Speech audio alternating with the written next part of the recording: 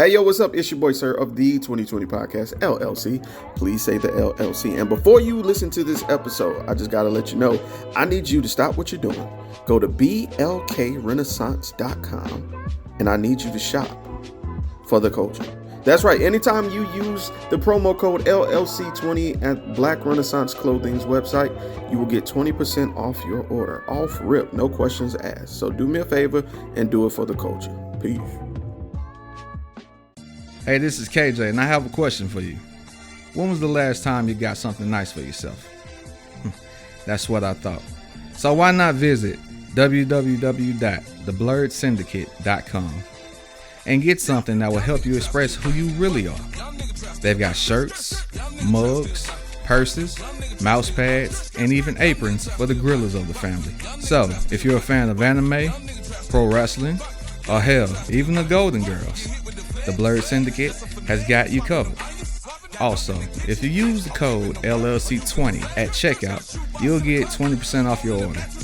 So what are you waiting on? I got mine. Come get yours. And remember to join the BS.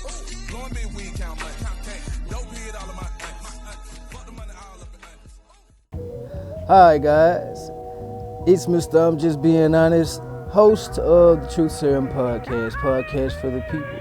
You can find me on Spotify, Anchor, and Buzzsprout. More networks coming soon. Happy listening.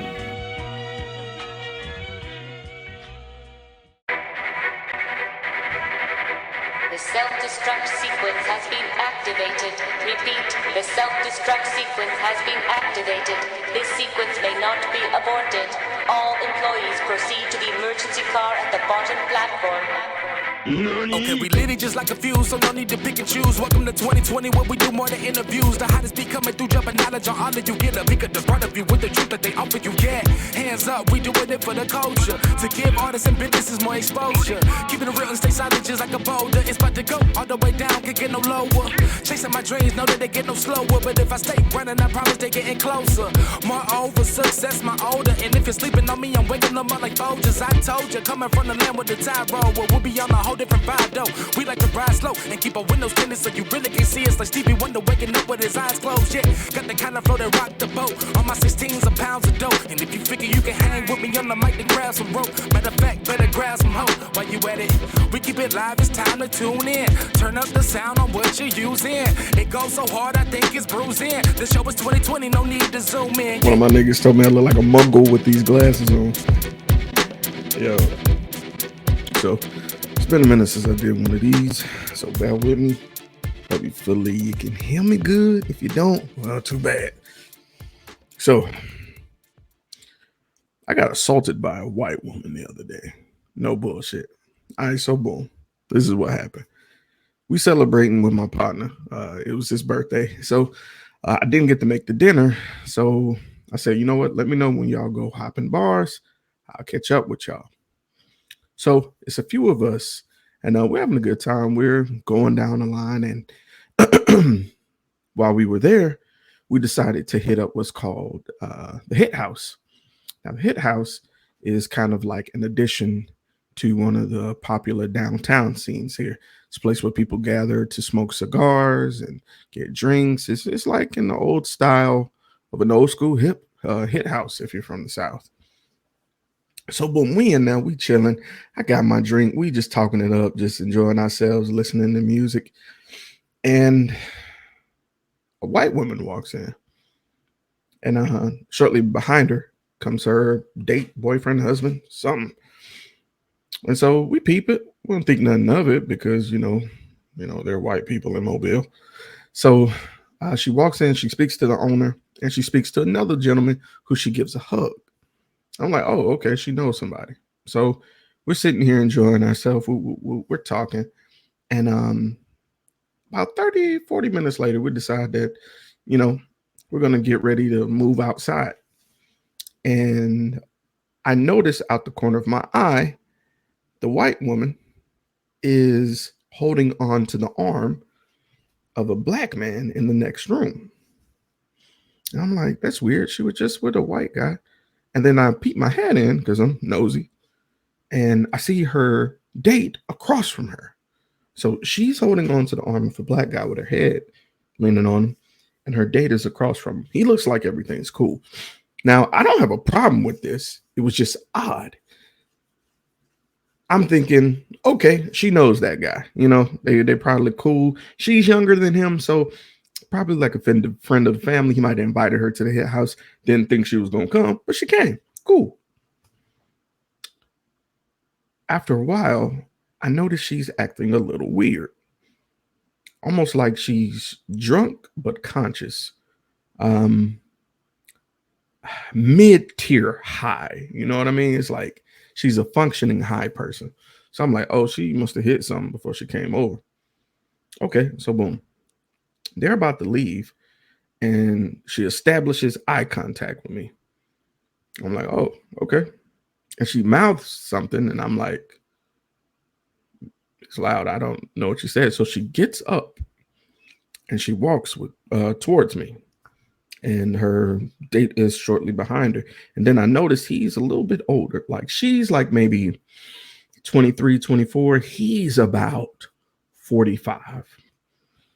So she leans in, she says, hey, I know the guy who owns here and owns this place, and I know a lot of important people. And she just stares at me. And I say, okay. She was like, yeah, I know. I wanted to come and tell you that. And she stands there. And I say, okay. And she looks back at her date and she looks back at me and she's like, well, also, boop, I got you. This bitch booped my top lip with a finger and told me she got me. At this point, I am shocked, as is the party that is with me. And then she leaves. And slowly I turn to my people and I'm like, did y'all just fucking see that? And they were like, nigga, did she just boop your lip? I'm like, yeah, what in the fuck? Bruh. There was like, did you notice she didn't have shoes on? I was like, the bitch didn't have shoes on? So now I'm worried. I don't know what's going on. I don't know if this bitch got some kind of drugs in her system and she's trying to claim me like I'm some sort of Pokemon or some kind of, I ain't know what the fuck. So naturally, I'm looking in the next room where she came from and I see the guy she was speaking to. So I get up and I'm like, hey.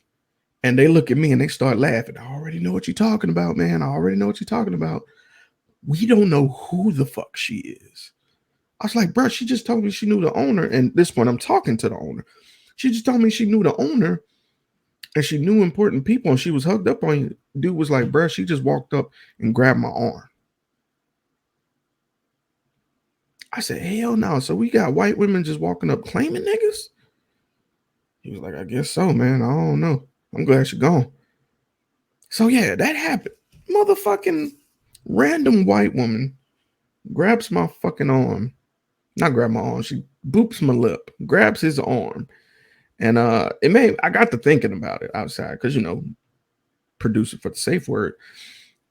This could be a cuck situation. They might have been really looking for someone that's down for some like race play or some shit like that. I don't know, man. I ain't fucking with it. I don't like it. I don't support it.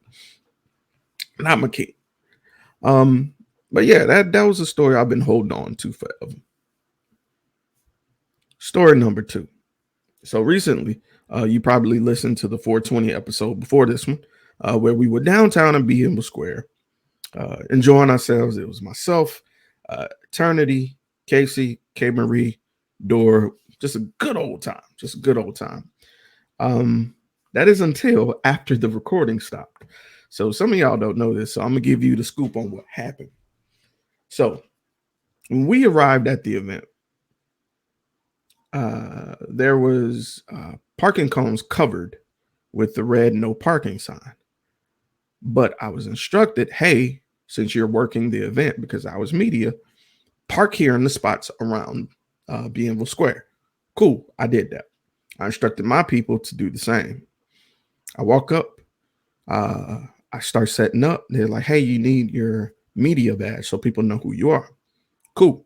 I go and get my media badge, put it on. I make sure my people have theirs. Everybody's Gucci. So we get to podding. We recording. We having a good old time.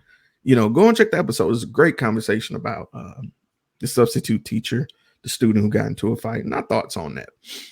But we end it because we're gonna go, take a break, go check out some of the vendors, walk around and see what's what. We look over to the left. Mystique, Zadora, her car's getting like towed. So her husband does like a ninja flip over the rail, jumps on top of the car as it's going up the slide on the tow truck. It says, hey, whoa, yo, stop. We're working here. We're supposed to be here. So he was like, whoa, I just got instructed to tow the cars that don't have a parking pass. Parking pass?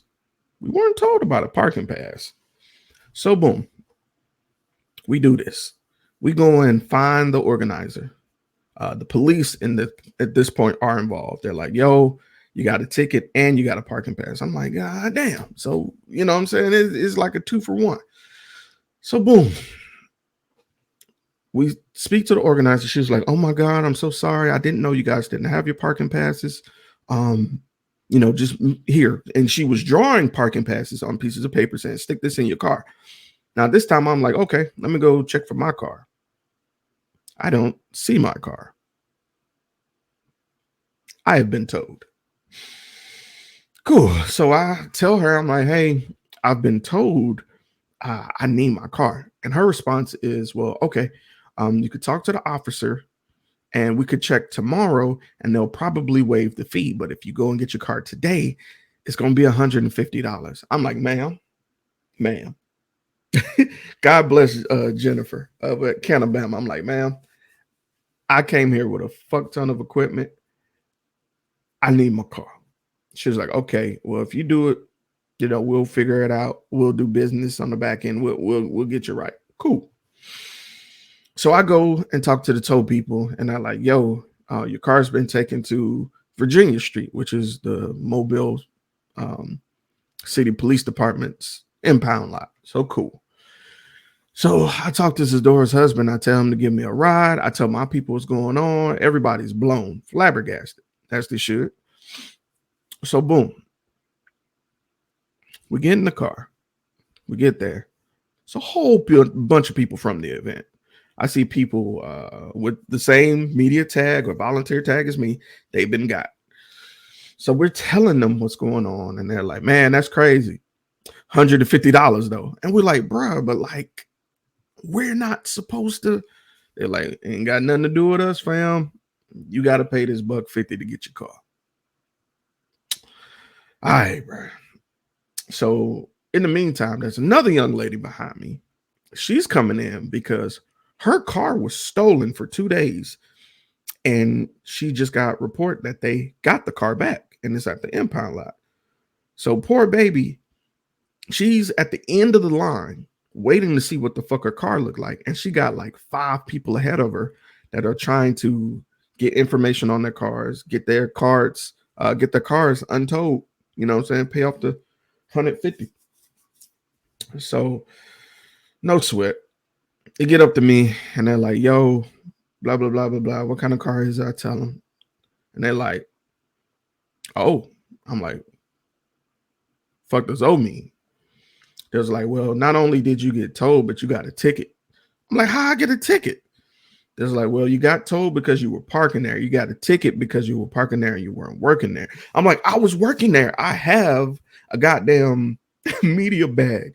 I was working the event. And they was like, I'm sorry, man, but ain't nothing we can do about the ticket. So I'm like, I got to pay a $50 ticket. And they was like, you ain't got to pay that today. You just got to pay $150. So now I'm trying to scrounge up $150. I got my card. And I'm like, I bet. And it was like, oh, you're using a card? It's going to be $155. Why? It's a $5 convenience fee to use your card. I'm like, isn't it more convenient to just use my card versus giving y'all cash? But cool, whatever. They charged me $155. I get my receipt. I'm like over it at this point. I go back to the event. And it's like an hour later.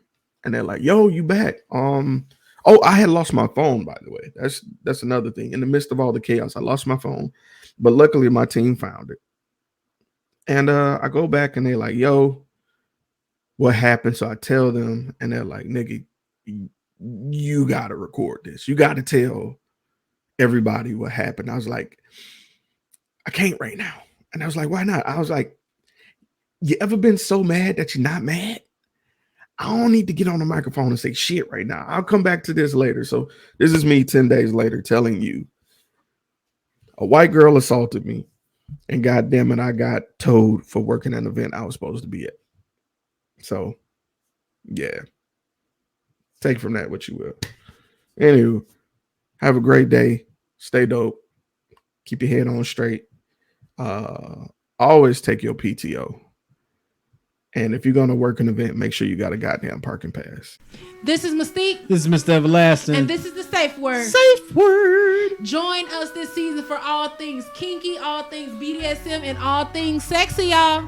Live and every first and third Friday is when our episodes drop. Find us on your favorite platform and get ready to get safe with the Safe Word. Safe Word.